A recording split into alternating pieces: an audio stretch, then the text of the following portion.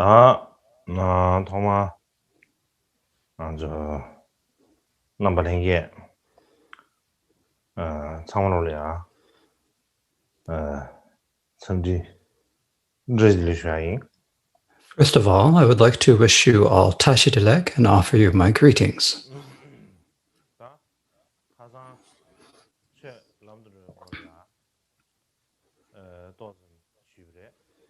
Yesterday, I spoke a bit about how the Dharma becomes the path. When we say the Dharma becomes the path, that means that if we do not have the stable intention of a wish for emancipation in our mind streams, then whether we are taking vows or practicing virtue or listening, contemplating, and meditating, it does not become a method to achieve liberation, or it does not become Dharma. But if you even give the virtue of giving a morsel of food to another sentient being, if it is imbued with bodhicitta, it becomes a cause for achieving Buddhahood. And so I think this is how we should understand it.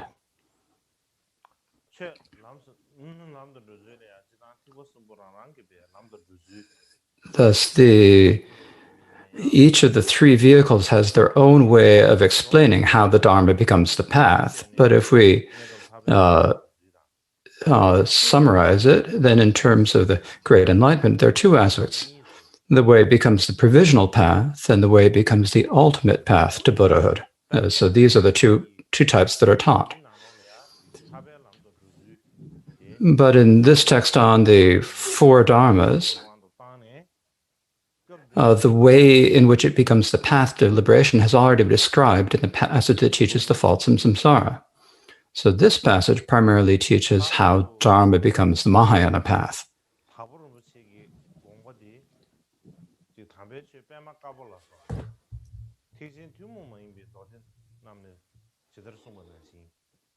In particular, Gampopa's thought emphasizes the tradition taught in the White Lotus Sutra, and specifically the Mahayana sutras that teach there is only one path ultimately. And so the way we know this is that meaning or that point is explained in the introduction to the jewel ornament.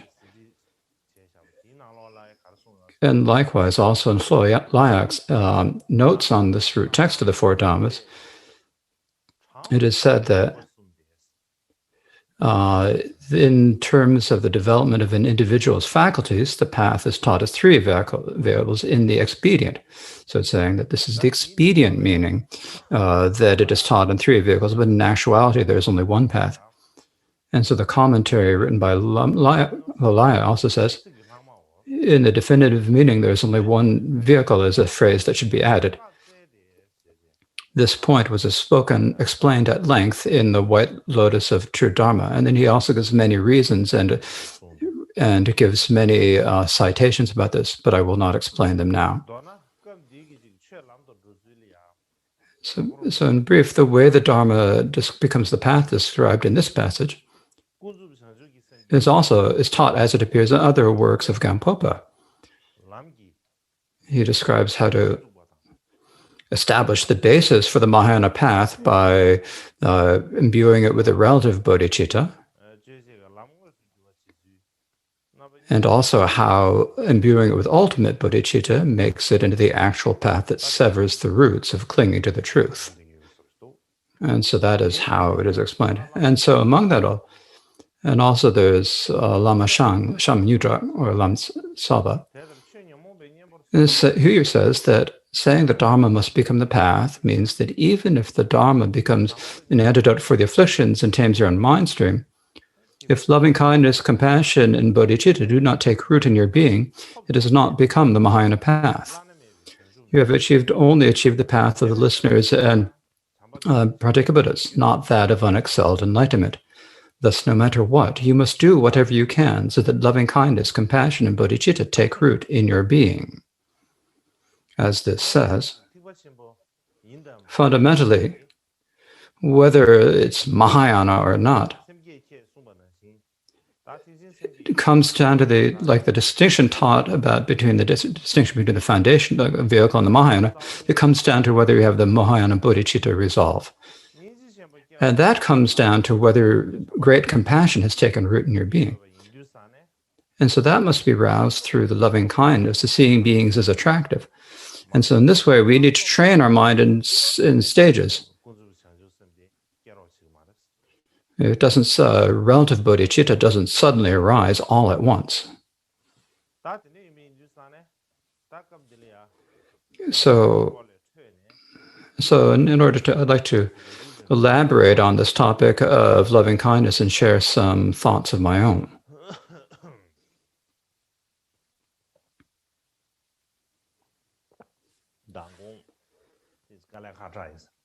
I think I got a little bit, stayed up a little bit late last night. During this time, I've only been getting only 3 or 4 hours of sleep a night. I've been working too much, so I don't feel like I have much energy today. But as you can all see behind, did you see the bamboo behind me? I think that maybe it has. You might think that it is just like. You might think it's like the movie Kung Fu Panda.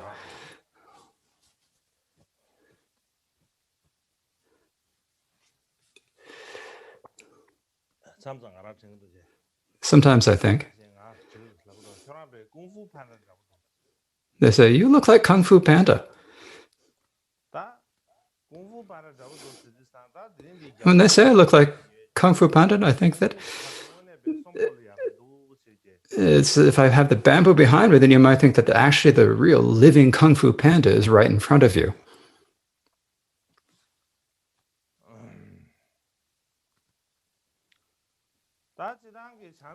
So generally, when we say loving kindness and compassion, loving kindness means the thought of wishing others happiness, and compassion means the thought of wishing others to be free of suffering, as most of you know. But the understanding of loving kindness and compassion, the Mahayana, is not just understanding the words. It is a far vaster and more profound understanding of the meaning. I think that loving kindness and compassion connected to the way we actually view and the way we actually see other sentient beings. And the meaning of this is that, for example, is ordinarily we have a relatively simplistic way of having sympathy for other sentient beings, which is that we just feel sympathy for them.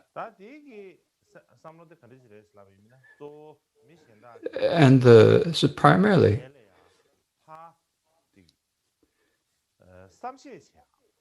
is looking outside at other people's situations and suffering. That's the type of thought that it is.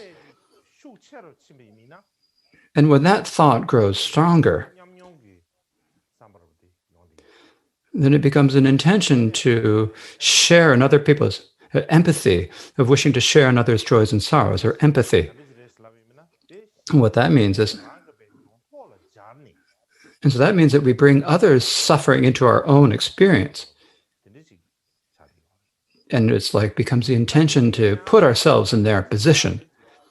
But loving kindness and compassion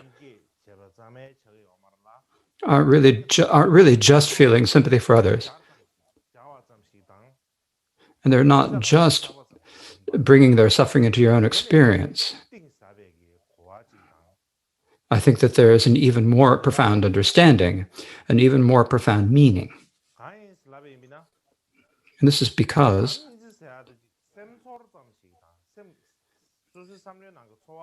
loving kindness and compassion are not just feelings or ways of thinking.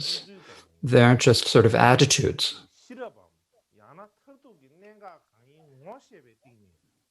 their prajna, or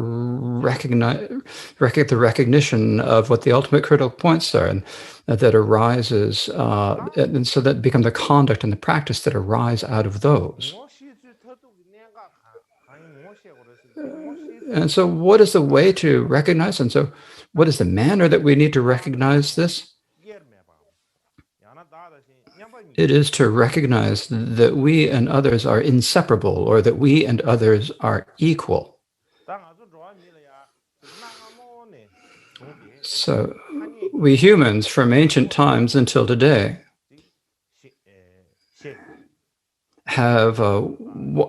we know one way of projecting names, labels, of designating and labeling things. And that is to call the aggregates that we are able to control, or this body, me. When there is someone else, when there are aggregates or bodies before our own mind that we are not able to control, we call that other.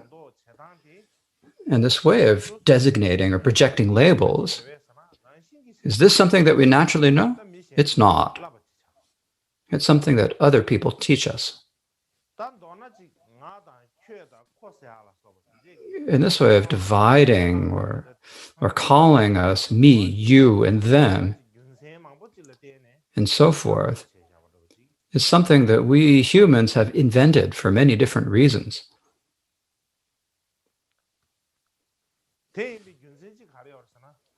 And one reason why we can say this is that in this earth, there are some ancient languages where there are not clear words that mean I or you. There are such languages.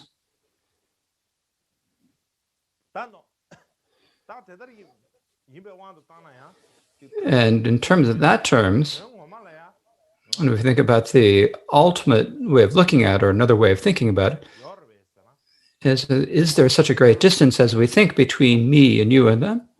Actually, there's no way to really separate others. For another way we can think about it, when we say me, you, and them, is there such a great distance between you and me and other?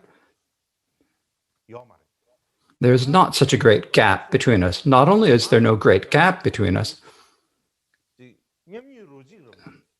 but me, you, and them, we're actually all equal and all the same taste. When we think about it that way, and we think about the nature in this way, then between me and all humans, or between me and all sentient beings, there's not such a division or gap as we might think that there is.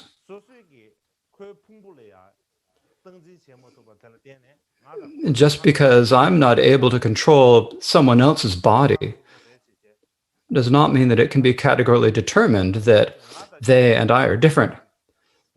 Nor is it necessary to think that, because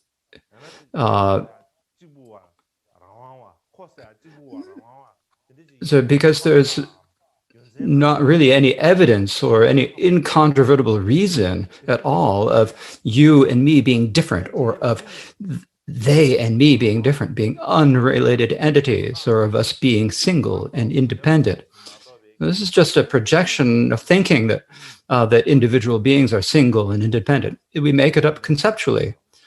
It is not true. It is not the nature of things that they are true. It is not true in fact. But we are so habituated to thinking in that way, projecting it in that way, that we think it's fitting and appropriate. And for that reason, we don't even feel, it's difficult for us to even have any misgivings or any doubt that that way of thinking might not be exactly how it is. To give an example of this, on this earth,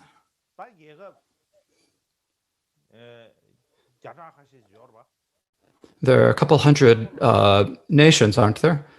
And each of them has borders. When we talk about a border, they were invented by humans.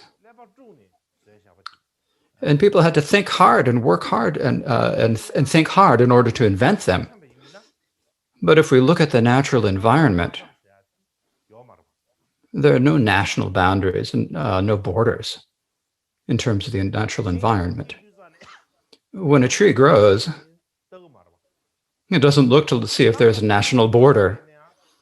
When birds fly in the sky, they don't have any borders. Bugs who dig into the earth, they don't have borders.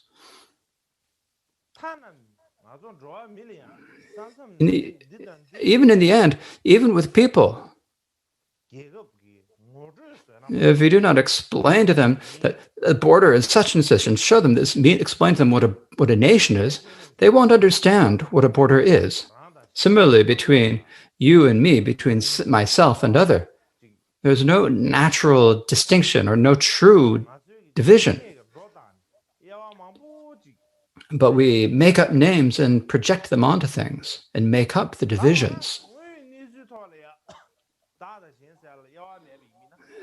So if in actual fact there is no division between us and others, in between ourselves and others, we say, well, actually, externally our bodies are dissimilars. Our clothes are different. Our thoughts aren't the same. And the way we act are all dissimilar. And so I wonder how that could be. This occurs because we have really deep imprints of dualism. For example,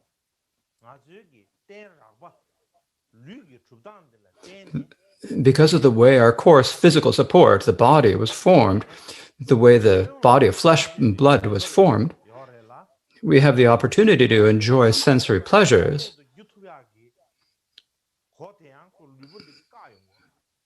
But it prevents our consciousnesses also from moving about without impediment.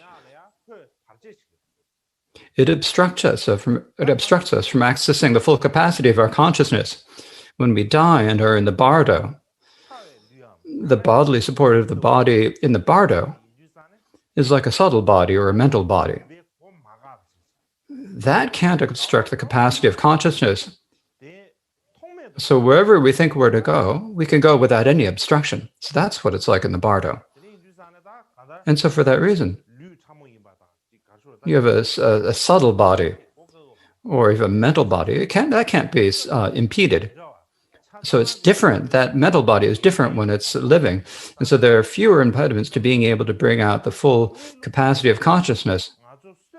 And so for that reason, it is said to be easier to recognize our own nature in the bardo than when we are living, as many lamas have said.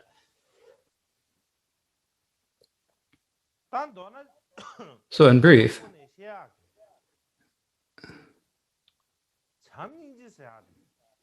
the loving kindness and compassion explained in Mahayana, if we talk about them the way people in sort of a colloquial way, is we don't think about other. So it means we don't think about other people, others. We think that there are parts of ourselves, or that they are us, and it means thinking that there's no distinction between ourselves and others. And that's the type of attitude or the type of thought we need to carry or bring. For example, some great individuals are actually able to take other suffering upon themselves. So they can, like when other people are feeling illness, they can actually transfer that to themselves. They have that capacity. And the main reason why they're able to do that, if we think about it, of course, there are many reasons, but the main reason, within the expanse or within the depth of their realization, they see that they and others are equal. And I think that is why they can do it. And so that is how I see it. So in brief, so in the depths of their hearts, they don't make any divisions between self and others. So without it being mixed with self-interest for even an instant, and they're entirely free of attachment and fixation. And so for that reason, they are naturally able to act for the welfare of other sentient beings. And so that being the case, we often say that we need to cherish others more than ourselves. And when we need to say cherishing others more than ourselves, this doesn't mean that we need to be some great hero who sacrifices everything, who jumps into the fray first. That's not what it's saying. It's primarily, it's as I have already said. We have a mistaken way of thinking. And we need to cleanse it of its stains and know the actual nature of what it is, in fact. That's the most important point. For example, if you have a picture or a drawing that you've drawn it up, and if you roll it up and you put it away for a long time someplace else, then one day when you unroll it, then it just rolls itself back up. So at that time, if you roll it up the other way, then when you unroll it again, it'll be flexible. It'll lay flat. And so, like in that example, we all have a very strong habit of thinking that there's a great gap between ourselves and others, or that we are separate and distinct and in control. Since that is so strong, it's easy to feel heartfelt, affectionate thoughts for yourself.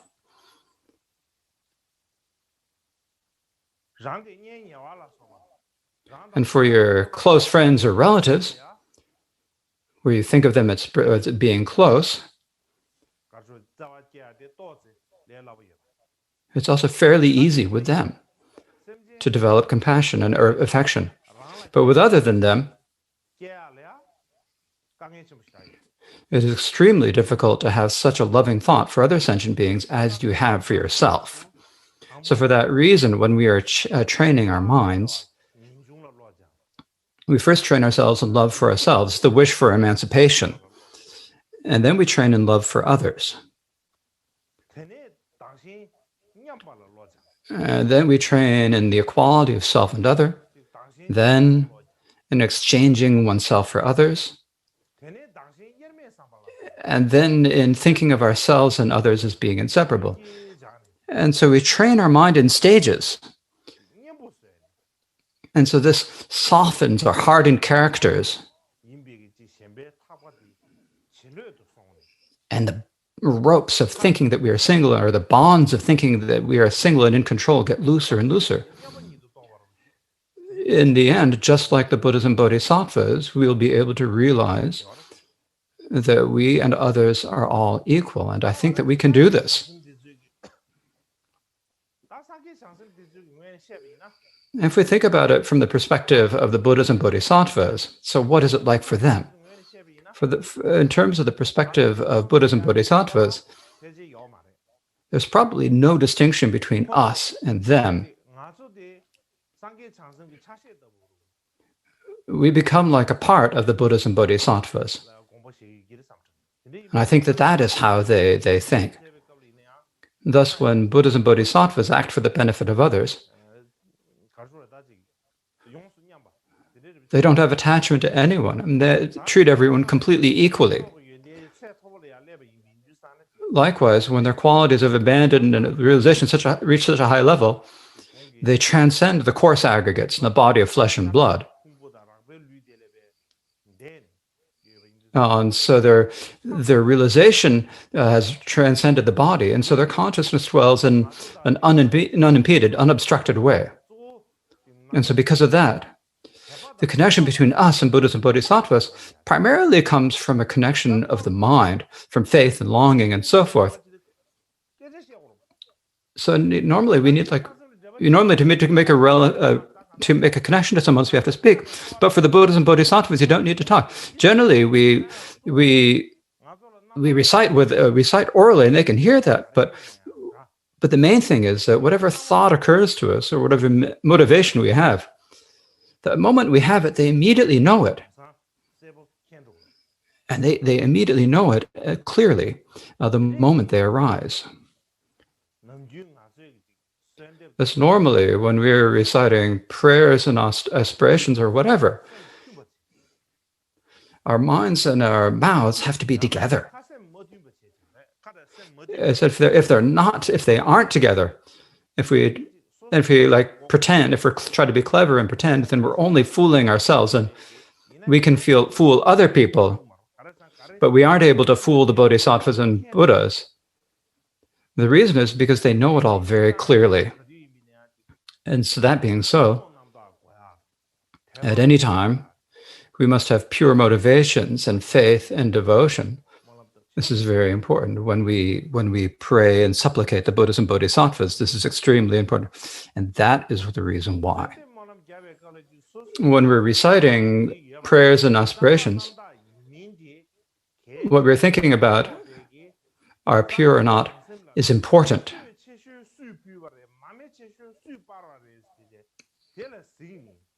The Buddhas and Bodhisattvas don't look to see who's offering the biggest stick of incense or the largest lamp.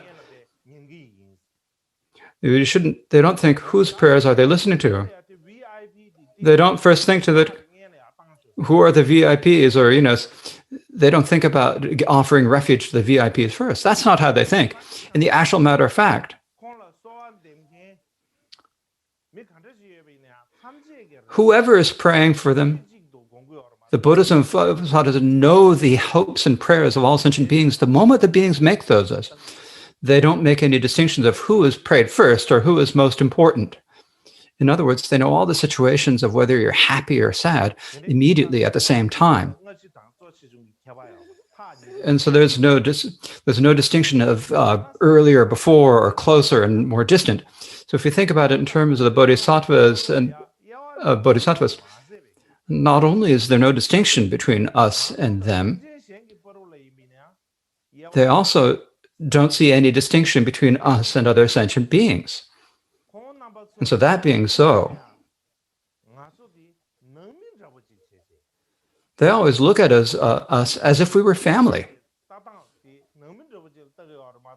They view us as family members.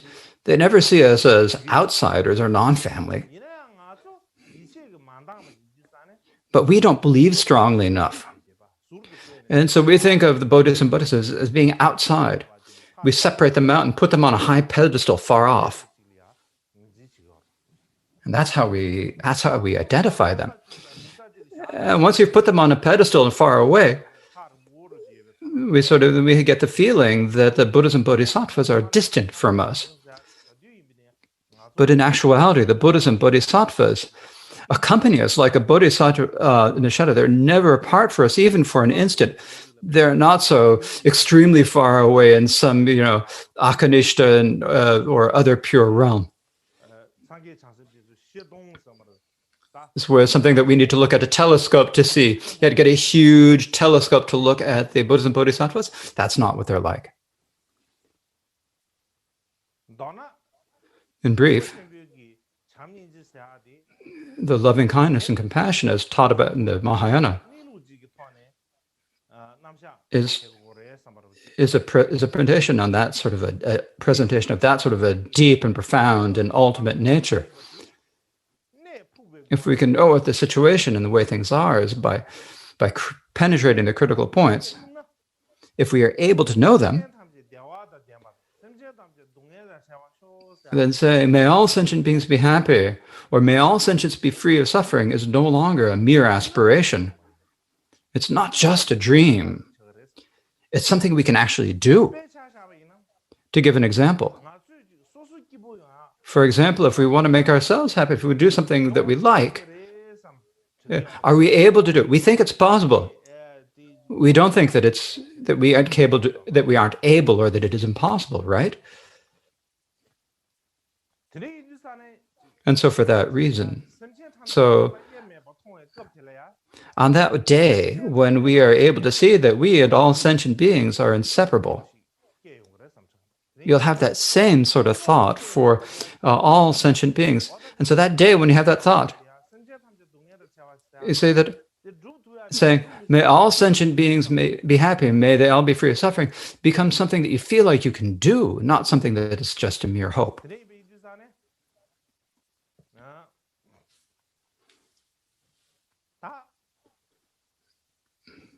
And so that I think that's enough for about the the Dharma becomes the path for now. I did think that there are some things I had to say about the topic of emptiness and so forth and the lack of reality, but I haven't had enough time, and so I'm not able to share them now. So now I'd like to speak about the way the path dispels the confusion. And so I'm just saying something in order to not completely omit the text. And so what it says in this text is, when you understand that, the path dispels confusion. First, meditating on impermanence dispels the confusion of fixation on this life.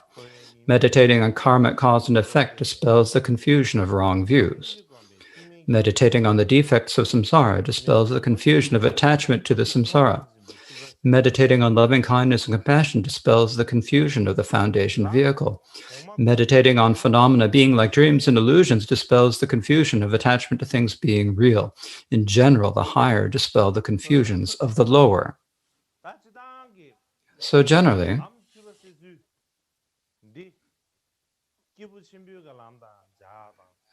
this way that the path dispels confusion can be joined with the path of the greater individual, or it can be joined with the paths of the three types of individuals, or it can be joined with the path of mantra. So there are three different ways. But here, it is taught in terms of joining it to the three types of the individuals. Now, all the main points, I've already explained all the main points. And so I don't think there's any reason to repeat them now. So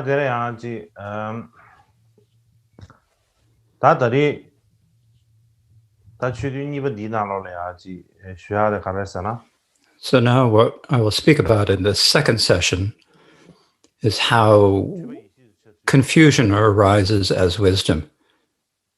So I'll talk about how confusion arises as wisdom, and that in this, in our root text, what it says is,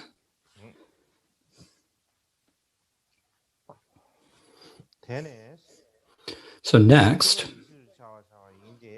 is confusion arising as wisdom. When through the power of meditating on all phenomena as being free of arising and ceasing, you cut through everything, no matter how it appears or is realized in your own nature, confusion has arisen as wisdom. So generally when we say confusion arising as wisdom, most people explain this in connection with the path of mantra.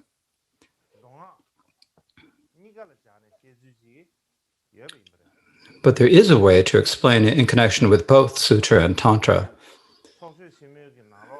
And Dr. Rinpoche said in his great collection of Dharma talks, there are two aspects to confusion arising as wisdom: the tradition of the transcendences and the tradition of the secret mantra Vajrayana. In the tradition of the transcendences, confusion arising as wisdom means that because of the way that the cognition that dispels confusion is like a dream or an illusion, everything that is perceived and all perceivers have never been separate from the very beginning. When you realize that the non-dual nature is pure by essence, does not appear, has no appearances, and that the perceiver and perceiver has subsided and that is free of conceptual extremes, that is confusion arising as wisdom. According to the secret mantra tradition, confusion arising as wisdom means all confusion and non-confusion are inseparable from your own mind. Because they are not separate, they are the nature of mind, the essence of mind, manifestations of mind. The confused is clear and thought-free, clear and empty and undefiable, clear, empty and continuous, clear, empty and free of center edge, naked and unsupported awareness. You must realize this meaning clearly in the ground. This is the co-emergent mind essence. It is the essence of the Dharmakaya, and co-emergent appearances are the light of the Dharmakaya. External apprehended objects and all that appears are not separate from the mind essence. They must arise as non-dual, equal and elaborate and great bliss. To sum it up, confusion is ignorance, and when awareness arises as wisdom, confusion arises as In some, there's the path is the way of all distributed appearances, subject and object, disappearing in the meditated equipoise and seeing the Dharma nature directly. And so that's and then in the post meditation, without that wisdom getting lax, you see all appearances as like dreams and illusions. So in the Tantra, all confusion arises. Accused appears arise from the unadulterated luminous mind, and then through the stages of light, increase in attainment, in the end, they dissolve into that unadulterated luminous mind itself. Or through that itself, they merely become manifest. All confusion ceases on its own. So here, at this point, the actual way that confusion arises as wisdom is generally taught in terms, it needs to be taught about in connection with Tantra and in connection with Mahamudra, I believe. And the reason for this is that it says in Hlolayak's commentary on the Four Dharmas, generally, by meditating on the specific Mahayana path, all the deficiencies, stains, and confusions are not viewed as something to discard. They can be made to arouse as wisdom. In particular, though, through the power of perception, all confusion is unobservable by nature. By the power of the blessings of the play of wisdom, they are realized in an instant. Thus, these are the instructions on the fourth, confusion arising as wisdom. And so basically, when we talk about wisdom, confusion arising wisdom, it's taught about primarily in terms of the Tantra and the Mahamudra. It needs to be joined to the practice of those two. Now, generally, in the different tantras, there are many different ways of manifesting, ways or paths to manifest the nature in both the causal and the resultant vehicles. So Gampopa said in Dusing Khenpo's Dialogues with the Gampopa, so there are three paths. And the three paths are taking inference as the path, taking blessings as the path, and taking perception as the path. And so it's so in the context of the sutras, the meaning of the nature of mind itself, or the nature of things itself, is realized gradually through evidence and inference. In the context of Tantra, and through deity yoga and the interdependence of channels, pradhanas, and bodhas. And in the context it is of Mahamudra, through the unmistaken instructions given by the exalted guru, that is how it is manifested. And so in particular, you have to, in Mahamudra, you follow the through the so these are the methods or the particular features of how to point out the nature state nakedly and directly, in particular through the unmistaken instructions given by the guru. There are also two types of individuals who enter the three paths, so which Gampopa says are the instantaneous and the gradual. So Gampopa says the instantaneous are individuals who have trained and have shallow imprints of the impediments, such as the and they also have the deep imprints of the Dharma. This is extremely difficult, and I consider myself Gampopa. So basically, for the individuals who manifest the nature, there are the instantaneous and the gradual. And the instantaneous means someone who doesn't need to train in this lifetime, but as someone who's done a lot of training in previous lives, and has very deep imprints and very stable imprints in the training. That is what is necessary to be instantaneous. And so some people think that instantaneous means that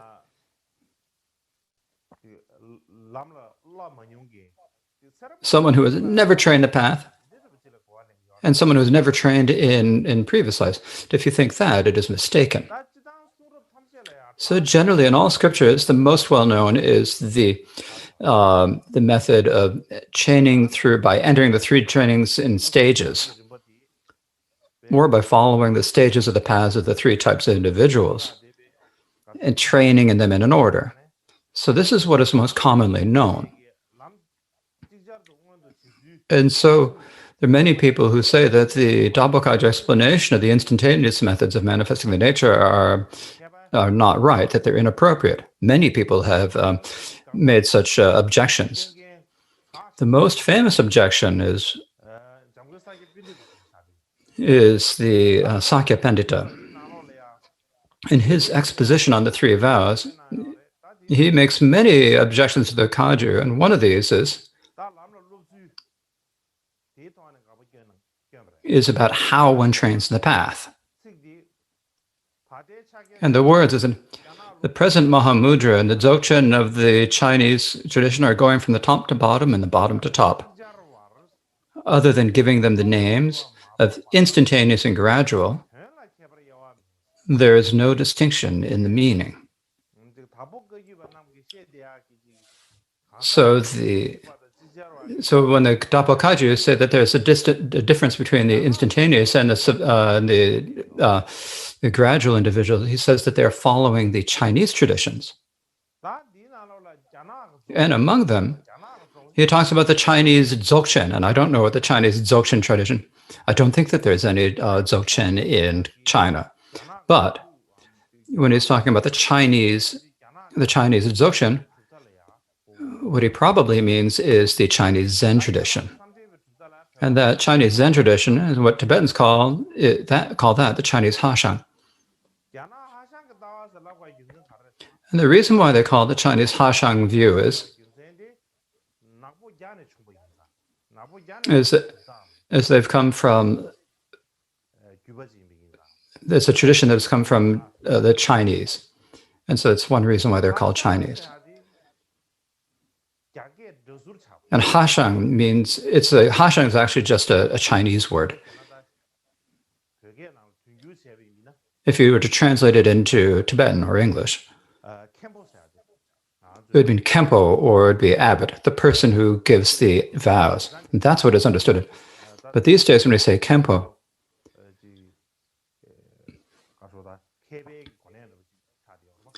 it has become a level of scholarly achievement, but here it is meant as terms of the person who gives ordination. But it can also be used to refer to all monks. But in the old times, it primarily meant the Khenpos who gave traditions. For example, there's the word lama in Tibetan, which when we say Tibetan, we don't call everyone lamas, right? But when you go abroad, all Tibetan monks are called lamas.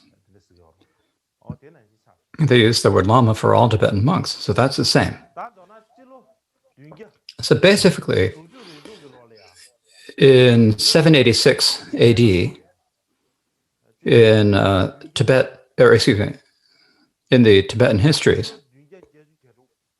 so in 786 AD, I always get this date wrong. So in 786, into the 8th century, the Tibetan Emperor Chisung Dedzhen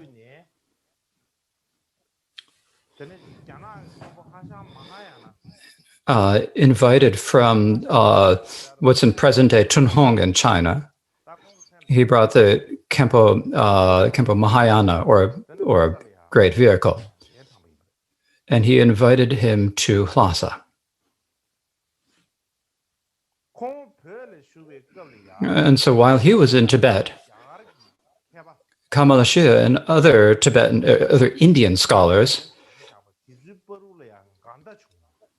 there was a controversy between them. So the Indian scholars said that the explanations of the Chinese scholars, the explanations of Hashang Mahayana, do not match the teachings in the words of the Buddha. And so it's that there's that controversy. And so and what this is called in many in the Tibetan histories is it's called the Tunmen and the Tsenmen controversy. So Tunmen and Tsenmen are these are not Tibetan words; they are Chinese words. If you were to translate them into Tibetan, they would be called the simultaneous and the gradual. So Tunmen and Tsenmen means the simultaneous, the gradual and the simultaneous.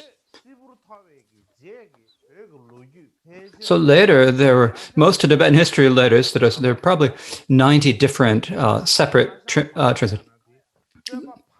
And 90 of them, these 90 all say that Mahayana lost the debate, and that it was and that the Chinese Hashang view was not allowed to spread in Tibet. This is what is well known. And so for that reason, many later Tibetans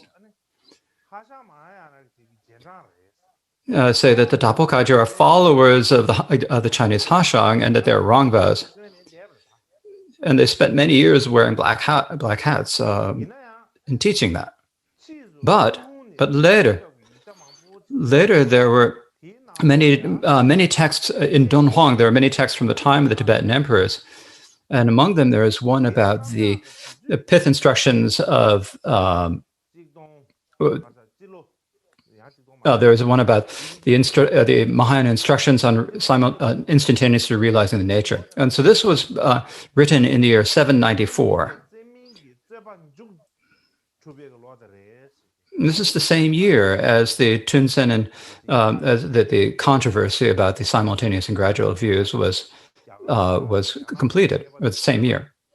So it's that same year. That same year that controversy was resolved, or that concluded. Now there are two different manuscripts there. So in the Tunhuang manuscripts, there are two manuscripts. One has been preserved in a library in Paris, France, and one has been conserved in the British in the British Library.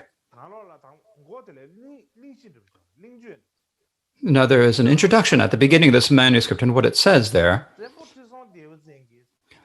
the Emperor Chisun Denten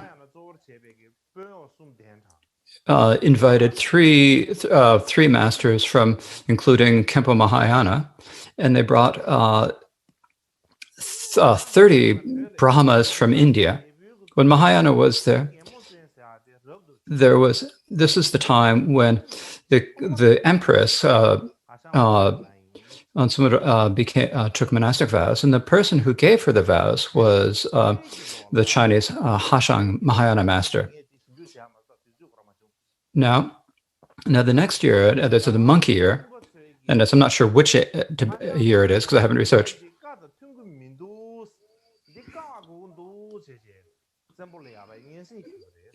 The Indian master said that Hasha Mahayana's view did not match the words of Buddha and therefore should be banned. They requested this of the emperor. Mahayana was disappointed, and he requested the emperor, said that let's have a dialogue with the Indian masters. Let's talk it through. They made this request, and the emperor said, "Of course, it's fine." And so Mahayana and the Indian masters had a very long discussion. Usually, we'd say that they had discussions over the course of 2 years, 1 or 2 years, maybe 3 years. In the very end, after they had so much discussion, Hashang Mahayana, they were unable to defeat Hashang Mahayana. And when they couldn't defeat him, the Indian monks, what they did is they weren't able to. They gathered all the texts together and considered it as if he had been defeated. They considered that, but from Mahayana's perspective, there are many different texts that were supported. He had a lot of support in the Tibetan and Shinto texts, and so because of this, all the Brahma monks from India were afraid and didn't know what to do, according to Mahayana. Then in the dog year, on the 15th day of the first month, the Tibetan emperor made an announcement. It spread it as an announcement to everyone, and he said that Mahayana's Samten tradition fits with the words, and it definitely fits with the tradition, and there's no mistake there, and so you cannot stop it. Everyone should respect it, and anyone who wishes to practice may. And so this is the instruction, and then following that later, there's a list of all the topics and all the points of their discussions, and this is the text that we definitely have to examine, that we have to research. But this text is in Chinese. I've seen that someone has translated from Tibet, has translated into Tibetan. And I have translated the introduction into Tibetan. Not only is there that text, there's also the Pangtang insect from the time of the emperor. And so this is an index of Dharma texts. So it's also called the Great Index. So there are 3 different indexes or codices just compiled at that time. There's the Pengarwa, there's the Dengarma, and Pangdharma. Those 2 codices are still present. There's the Chimpowa, which is missing. In any case, in this index, there are many Chinese Zen tradition texts from the Chinese Zen tradition. Probably something like 10,000, but I haven't listed them. But it is from the time of the Tibetan emperors. Chisung Detsen did allow it. There is that index. Likewise, there's a Nupchen Sangye She.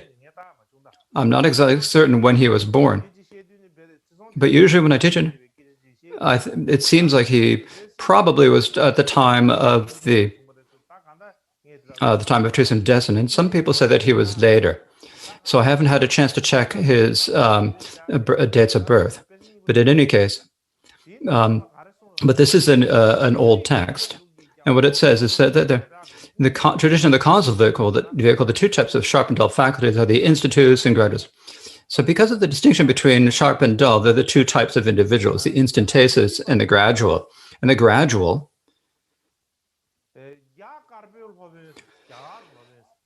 they're from the Tibetan.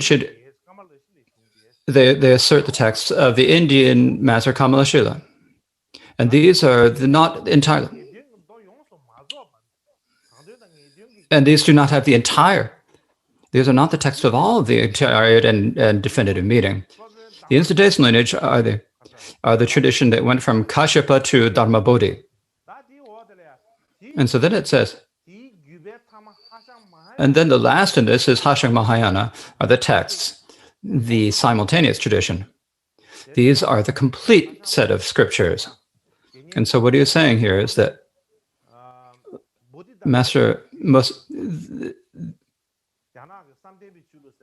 there's the Zen tradition that passed down from Chinese Zen tradition that passed down from Dharma Bodhi, which the Tibetans call the Chinese Hashang view.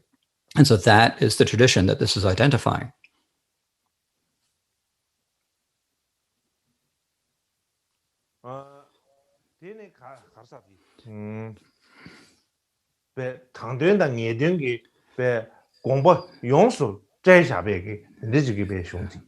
And so this is a textual tradition that has both the entirely complete tradition of both the expedient and the ultimate meanings. So now the Chinese Zen tradition was first originated in India. It is not at all something that was invented by the Chinese Buddhists. There was it was spread in India, or it's in China, by the Indian master Bodhidharma. And he took as his primary source the Travels to Lanka and other sutras of the last Turning the Wheel of Dharma. But then he had the sixth patriarch, Huineng, also recognized that there were some sutras in the second turn of the wheel, such as the Vajracenter, that he considered very important. Now, actually, the sixth patriarch was illiterate, but he had a natural faith in the meaning of the Prajnaparamita. So instead of relying on texts, he developed realization only by relying on the pith instructions of great gurus. And he developed realization, and his tradition is called the Southern tradition, the Southern Zen, or the instantaneous type. Now, he also had a Dharma brother who was the same teacher, and this is a famous Zen Kempo whose name was Xuan Shou. So Xuan Shou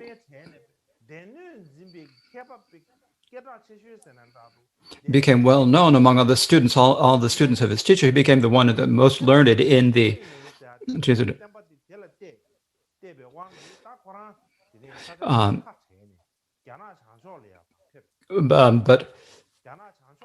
But because he was given these teachings were given to Huineng, he then went to the north. And then for that reason, his tradition was called the Northern Zen, or the gradual tradition. So in this way, there are the two. In the Zen tradition, there are two. There are the gradual and the simultaneous tradition, these two. When they say the gradual, that what they mean is someone who's previously studied and then eliminates all their confusion. The simultaneous means those who do not rely on words and text, but instead point out the nature directly. So basically now there's not necessarily certain, it's not categorically so that all the Chinese Zen teachers teach the simultaneous tradition. Likewise, there also is another Chinese tradition, the Tian Tai tradition. And this relied on the teachings of the White Lotus Sutra that taught the developing the potential of the bodhisattva that arising simultaneously. So those who had already aroused that throughout the Mahayana family were simultaneous, and those who had not yet aroused the Mahayana family were the gradual. Now, there's a lot to be said about this, but I don't have time to say about them. So, for what the most important one is, when they say Hashang, the name, the Hashang view, that term itself is wrong. It's not a single person's view. His lineage is called the Chinese Zen tradition. It's that lineage. It's the view of that. It's the view and explanations of that tradition. It's not a single person's. And so these days, the Zen tradition is spread all over the world. And to say that's all a wrong view, to a mistaken view, if we have to say that, it would be rather difficult, I think. However, but actually, when we were all just in Tibet, we were in an isolated country. As soon as you say that the view is mistaken, we all just took it for granted that it was. And everyone makes a big lot of noise about it all being mistaken. There's no problem with that. But now in these days, when we Tibetans have left that isolated country, and we've come to all over the world. And we need to say things according to say things that people are going to be able to accept. If we continue to say all the things that we traditionally say in the old times, it'll be difficult for us to get along with other people. So in brief, when we talk about the Tibetan histories, most people of what they do is they follow other people's hearsay. When some person says something, then they follow that. And there are very few who actually do their own research and explain based on their own research. And so if someone in the past made a mistaken explanation, then all of their followers will naturally also be mistaken. If they have this thought that you need to you have to first of all, you have to sort of take a detached view. And then you have to not follow other people. Then the next thing is you need to not follow other people's hearsay. And then you need to use the strength of your own intelligence to examine whether what we say in the Tibetan tradition is true, whether it's mistaken. And we can determine whether or not there are mistakes and decide whether or not it's true. And I think if we do that. And so for that reason, so generally, there are so many things that I could say. There's there's the gradual and the institutes, and then what is there? And then there's the list of the four yogas, the sequence of the four yogas in the Kagyu tradition. And when you talk about the four yogas, They say that this is an invention of the Kagyus, and this is a lot of the in the Kagyus and in the Kanju and the Tenju. And I thought I ought to speak about that, but I haven't had time to prepare it. Likewise,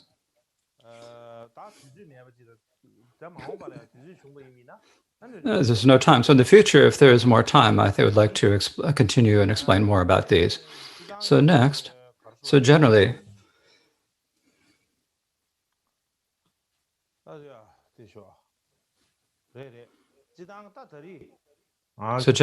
now,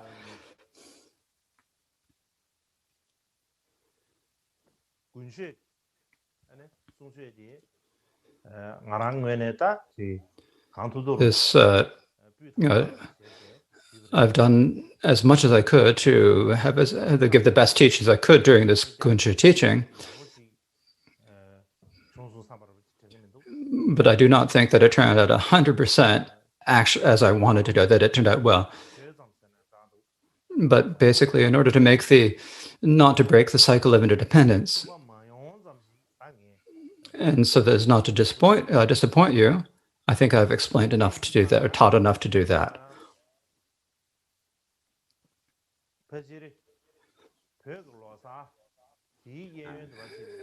So around the time of the Tibetan Losar,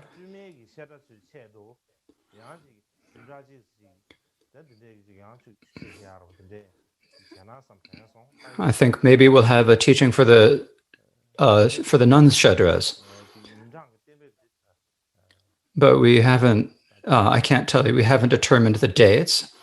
I think I just have the idea that we should do this, but we haven't specifically set the schedule.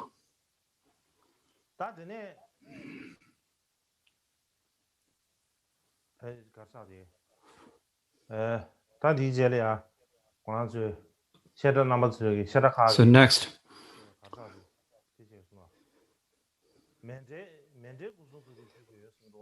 the Shedras say that they'd like to offer mandala and representations of body, speech, and mind, but how? If I were actually there, it would look good to offer a mandala, but if you offer it through over the internet, the person who is supposed to take the recipient can't take it, but the offers can't actually make it. But if we'll just pretend that we're actually doing it. So it's like the story of Apaho. So when the Lama is giving an empowerment, then just imagine that imagine that you're receiving the empowerment.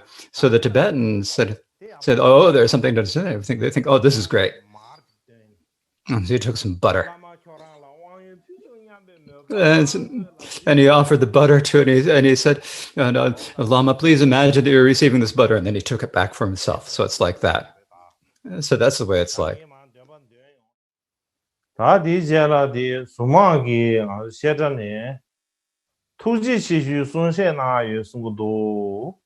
Taina di meg di on chana mado ji nge ke tuji che suna nge ko marto.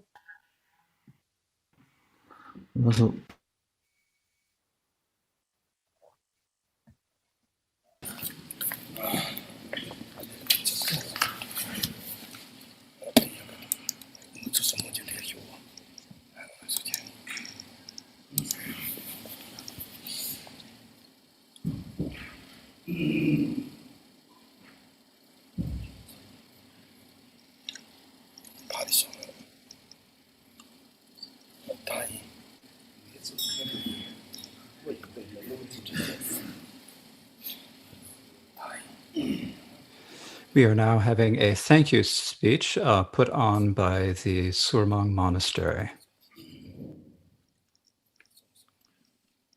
This is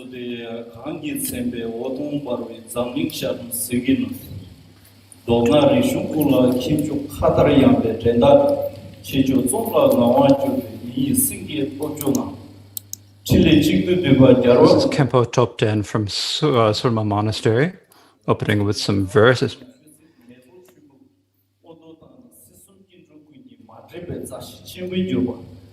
감수 취지자고 빠르 결혼 산지 karmapa 우기에도 칠레 원게도 지쳐 가데 조순 지고네 So all of us masters, students and teachers from the Kagyu Sharas, with our deep faith and devotion, would like to offer our greetings and tasha delek to the Gyawan Karmapa Origin to the Dorjin.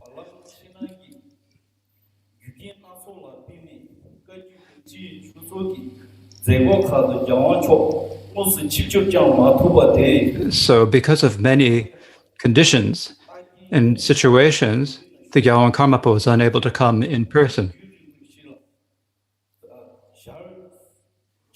But so finally now, after a long time, we've been able to receive the blessings of a teaching and see him in person.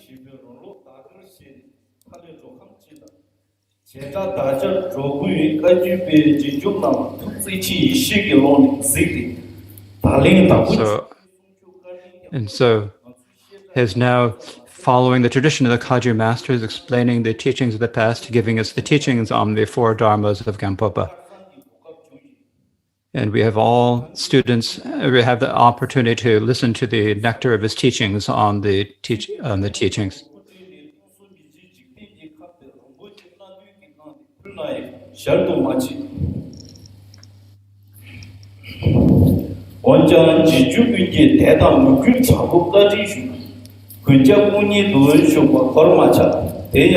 And so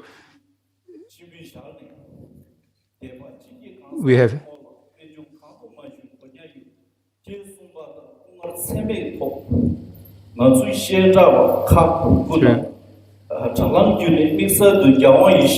through the Gyawan Karmapa to give us the 9 Shadras, in particular, a teaching on this, and to see his holiness, and to give us the instructions on the pith instructions through the internet. We would like to say, offer our great thanks for that.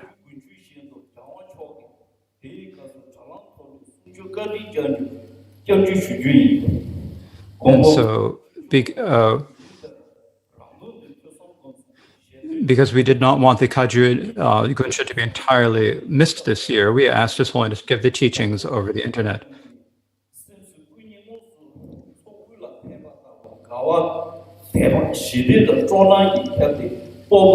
And we have, when His Holiness accepted the invitation, we've all delighted and we've listened with great delight.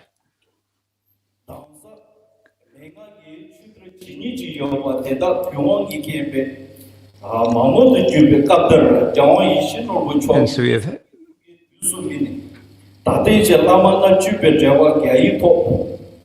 has been able to His Holiness has been able to do a lot of work. He has written a commentary on the 50 verses about the Guru in Chinese. He is also working on a commentary in Tibetan on the jewel ornament of liberation. And so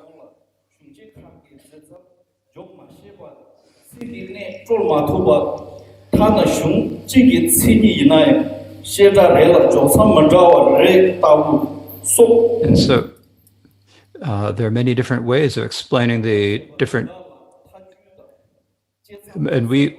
of explaining the texts, and we in the shadows do not always know, but we also, so we thank His Holiness for explaining everything. And so may your activity spread like the waxing moon.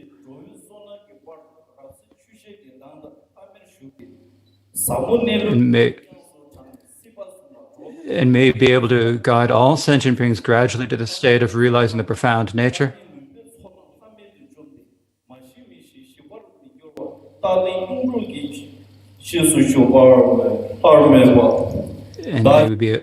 And may remain in this earth for many eons.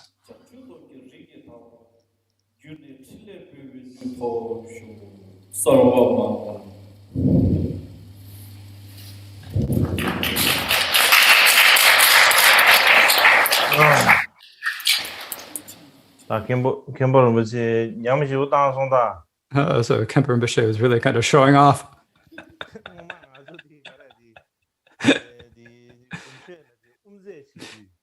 in the Gunsha when you were the Umze.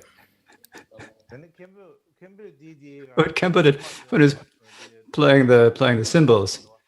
He probably never played them much.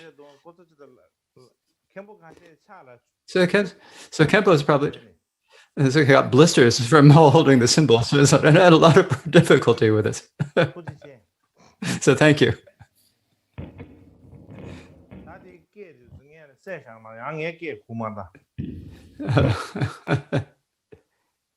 So you better. So next.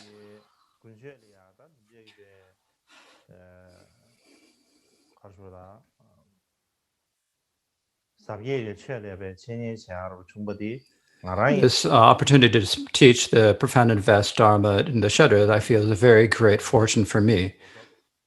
And this opportunity, or such an opportunity, I'd like to thank you very much for giving me the opportunity. And so primarily, it's our Kyabje Suman Gaon Rinpoche and the Shuddha and the monks of the Surma Monastery.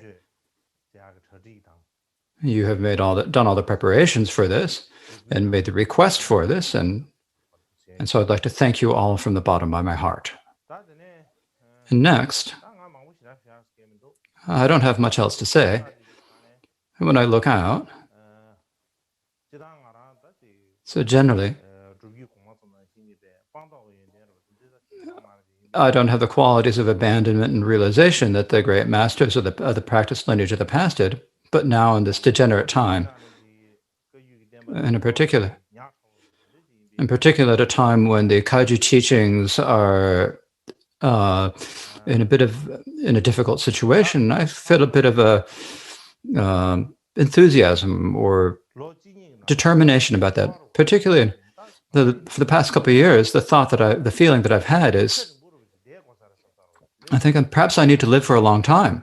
I've thought this. No, I never had this thought much before, but I do see a few reasons.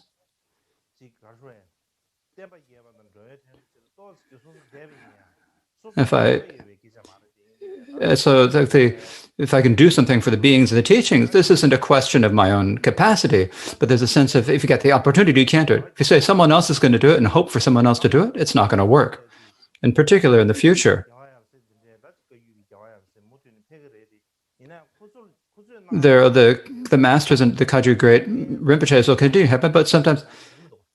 But if we all get old and leave, it's difficult. So no matter what difficulties or hardships that happen, I think if we can take that, I think if I can take it on myself, and so I feel this courage to do this. And so I have this idea that I can maybe live for a long time. Of course, I can't say how long I'll live.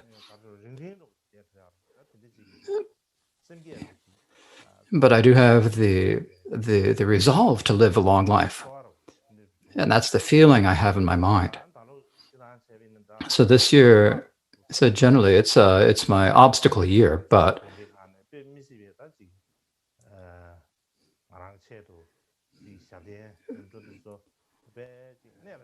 all the monasteries and nundas have really done a lot of pujas on my behalf. You've done them very well, so I'd like to thank you very much. It's very kind of you. So all of you are making the aspirations, and as I just mentioned, have that thought. Maybe I'll stay and do something to benefit. If I could stay and do something to benefit the beings and the teachings, and I have that idea. But the main thing, the most important thing, is that I can live for a long lifetime. I've read many masters' teachings. Many of them didn't live very, very long. Because no matter how many qualities of being learned and venerable good, because they didn't live a long time, there was not much came of it. And so I have this idea that I can stay here and continue to live for a long time. And so please, all of you, please pray that this may come to pass. Now, before I make any announcements, my announcement is this: that this year we can't hold the Kagyu themselves, so as to take its place, we will have an internet Munlam. And the time of that, the dates of that Munlam will be the January 20th until the 27th. So it's 8 days long. And so these are 8 days long. We'll do this over the internet. So we'll do this similarly to how we did this before.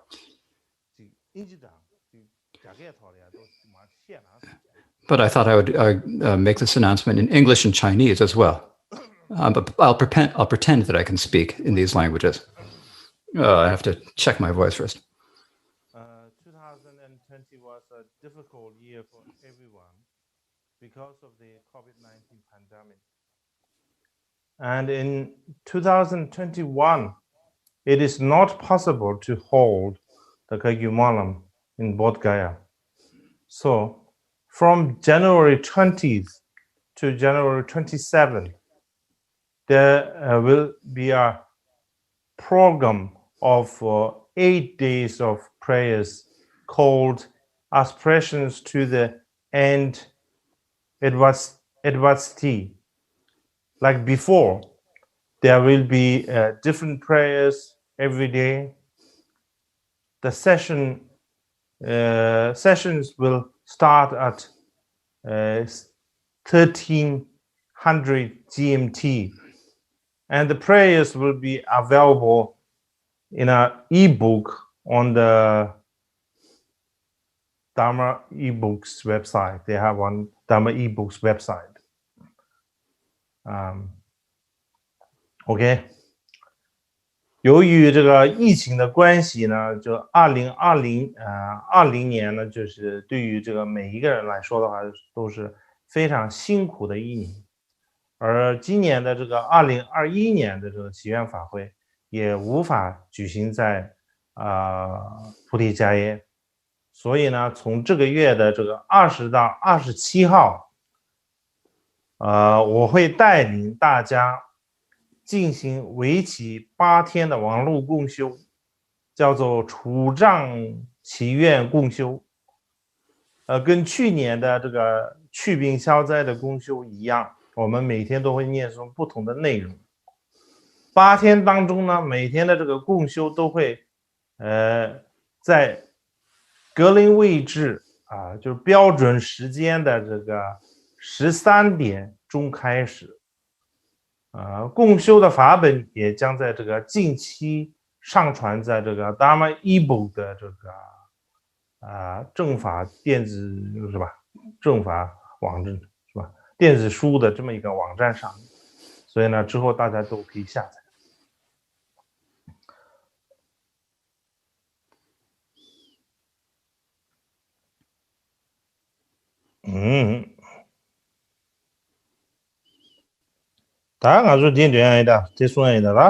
So now we'll recite. First we have to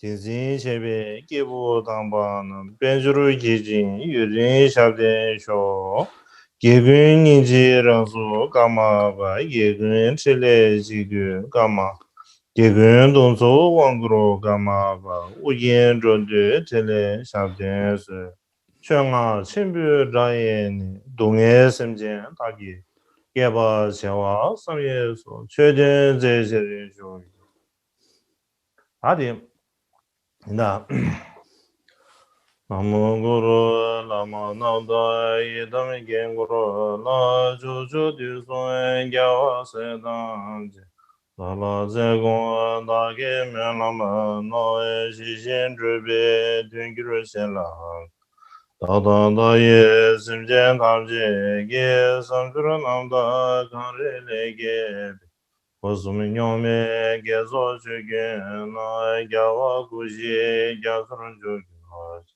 제세데모 노바디세 도에게다 예베 제르베군도 디단동에 라야메자 신데가 야즈 베나제 天主教的这些人的新年3点单被去吞，最先住了保险马街，不知谁的更多人当去缺乏。龙水对比没写之类，这面行三别的说明那。公众为给你路之间是西肉送给那我的给吧。到时他这对你写尊主古鲁他这送你郎着，谁写他这对你这都别古书没别学当这不啦。江西生意山东松州那种这小钱多些年就了。向着路不知别知马，那将这学不中。新郎中多学棒大运，点点浪漫烟，叫我公边。公天个啦，咱中这边，叫大公这边，叮当的吧。全他们他们这生给男主，的生年生命生给我们。同学们个这样那我的里不拉达呢，西萨这不拉，也嘛牛为让那遇到这嘛这忘给让这大多，你这忘给西边浪多呀嘛这区别在这这不拉，也把嘛也给为讲嘛，谁没把嘛也看得滚给。感动嘛也从中面那他这生意去年到吧，天下家刚给全吧，没的没下家刚给个吧，老人的别今年的嘛，这样的对给他那年不啦，你嘛多个月叫做了，不论的你多那三个先啦。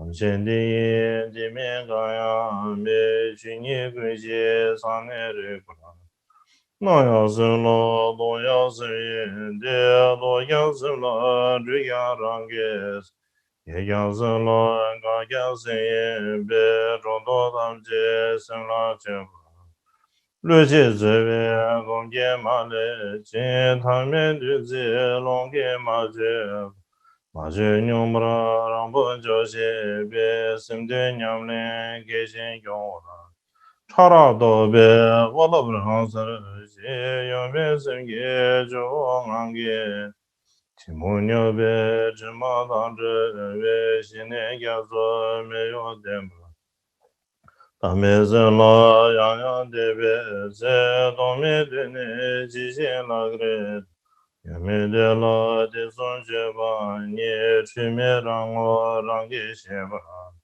율라데베 유메세소 도섬라데베 세메오베 닐라데베 닌제라서라 저버세심게 네로도브라 이제자완데네 자갸 제다다제와 우마심보이 Dene kundu zosen shekyang cha chikshi kundu dobe dinduwa. Shenpa mebe de shen gyun she me sensi mebe vese zhiyo. Nolen debe me do lunge zhu zime nyam nyam gyun che me pra. Sangshin nyam ye zimba rang zira zhu ngan do zhiba rang xin yin so. Dame shiba bangla jedo me zhe qi nian den pra do pa. Zhe ren xin da do san ye yang ma do wang ye dame ko ren. Dong he mu de me be sim jie la shui me ni jie yu la yang. Shui me ni zi zai yang a be zi du ngo wo dong dun jian pra. 从这个啥这边浪中的这面人生滚多公本，公多来中前当关系，当心情面接上给心热问，上给全那这边面了嘛，做面将送们他心上给，求主叫我世界都见，能不能给我今年月边。 Tara dada simjen namje ge me la namda 起心住有如这。那你给我当街都两面到5个月，开不了半天干嘛吧？记住见到面这些，哦，那时候多少钱？那时候。